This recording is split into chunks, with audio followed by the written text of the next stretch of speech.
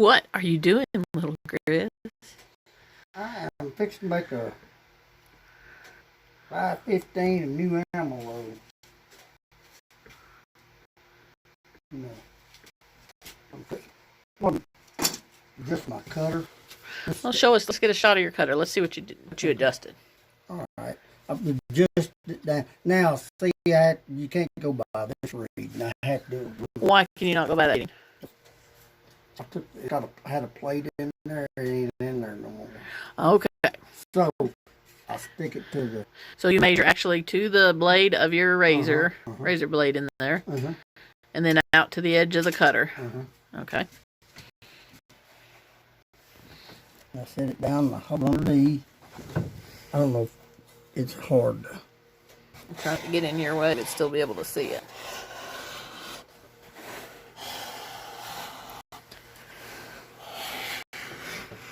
Now this is a pretty standard tool, pretty basic. Even in a modern shop you would see basically the same thing.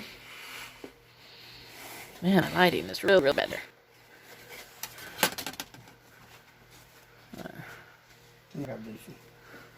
Always where it comes out at. Okay, so what do you do now? I take a pair of scissors and snip it off.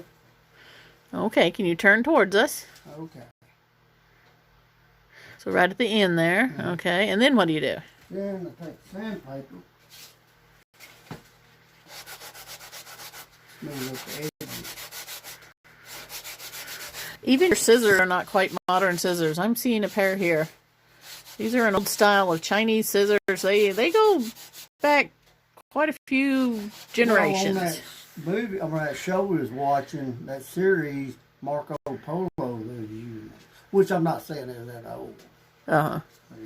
But this style goes back many generations in China.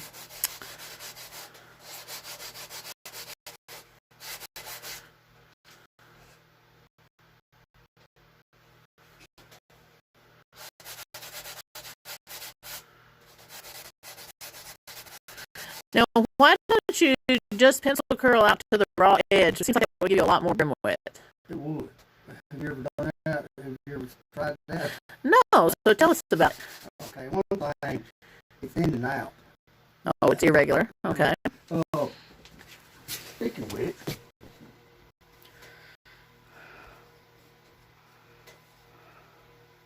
see.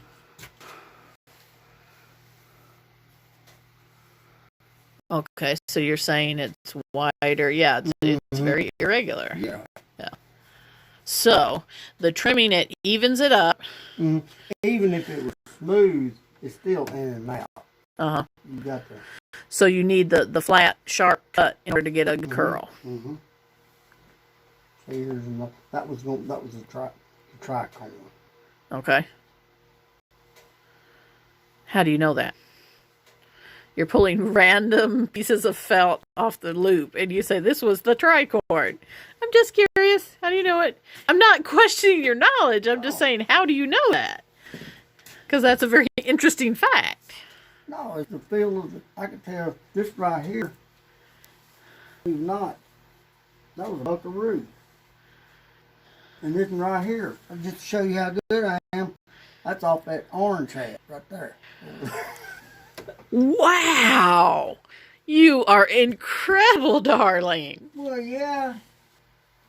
This right here, that's off of Lil Grizz. That right there. That's a pistolera. Oh. Bone pistolera. Okay. Okay. Wow, that's impressive. Yeah. Right. Yeah. I hope these folks don't believe this. If you do, I've got a bridge I can tell you in Brooklyn. Okay. Now, why'd you have to go talk about Brooklyn like that? I want to go to the bridge in Brooklyn and go under the bridge and eat some of his pizza. I can't even remember the guy's name, but he has a awesome looking pizza shop under the bridge, and I will go there and try some of his pizza. He is one of our hat family.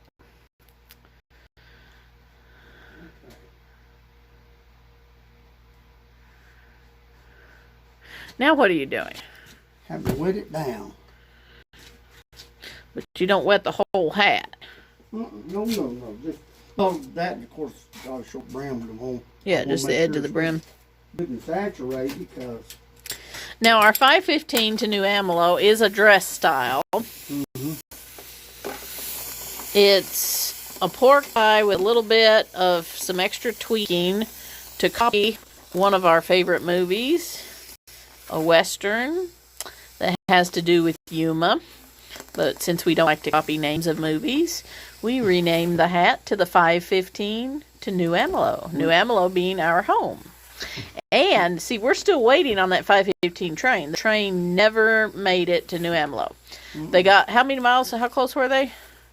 About 5 miles. The track embankment was built to within 5 miles of New Almelo. And then a different route beat that. It was a race between two routes. And the other route beat out to, I believe it was Clayton, Kansas, and we never got a train here. We're still waiting. Maybe someday.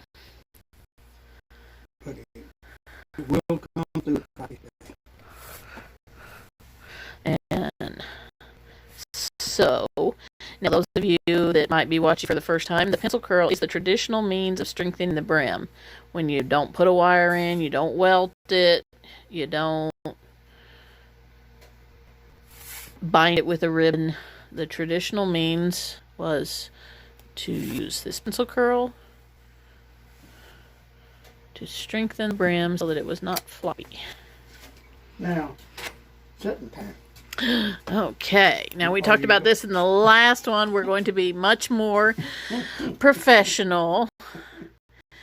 Now, Grizz always sits down to do this finishing step where he uses his thumbs and goes around.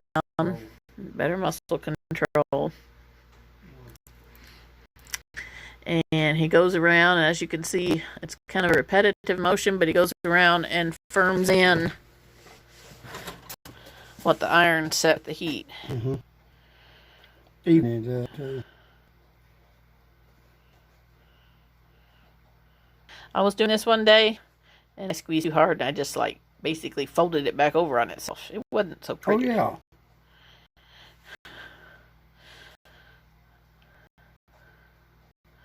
You do make it look very easy, darling.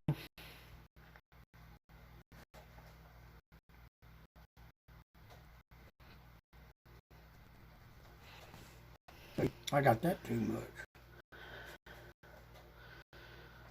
But see, it's still wet.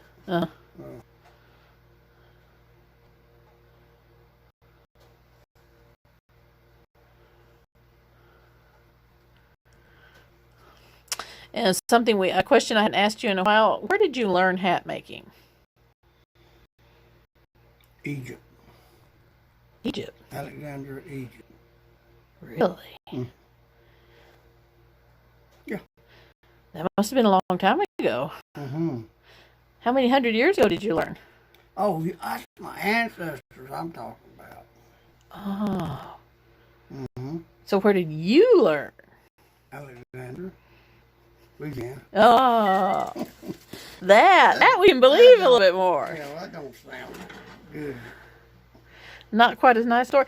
No, but were you? Did you learn it as a young man, or Yeah. Oh yeah. Were you still in high school?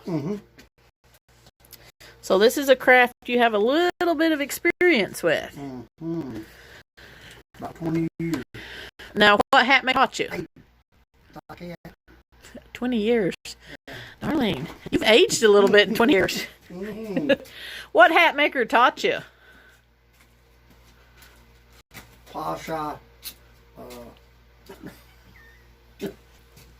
What? I'm trying to do a serious one today. Obviously, that's not working. Pasha Hodge. Yeah. What was his name, really? Yeah. What was his name, really? Isaac Rosenblum. Let's try again. What was his name, really? Isaac Rosenblum. Elastic acidic gunfighter. Okay. Benny Hodge. Benny Hodge. That's what I thought. I couldn't remember, or I would have supplied the information. Now, did he just do hats, or did he... Oh, no, he had a Western store. Okay. In Alexandria, Egypt.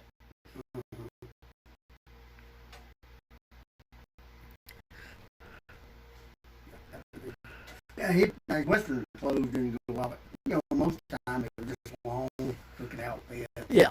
Bed sheets, so what bed sheets. Really? I like it so it sounds better than others. I have any problems. Some of the images that's bringing up in my mind. Yeah. I hope they didn't have holes cut in them. What? Holes cut in them. Oh yeah, they had, you know, that's for the bottom. You had to wrap the scraps around your head. It's pretty good little deal. Okay. Except for when they had to come out with a happy face sheets and then I don't know where you're going with this. okay. Now, oh, this is going to be, I almost forgot, this is going to be a 515 in New Amlo. Uh-huh. Yeah. Okay. And that's got it. And that is a beautiful looking pencil curl. Mm-hmm. Turn that right. Now, how long do you let it dry before you stiffen it again? The way everything's going right now, we're running 16% humidity. Uh-huh. So probably this evening. Okay. So it varies basically almost every hat just varies on the day. Right, right. Yeah. Okay. Right now we're running, and I say that, if I kick the fan on, it will. Okay. Do you have your thermostat set very high on your electric heater over here? Right here? Yeah. Oh, yeah. I'll turn it down a little bit.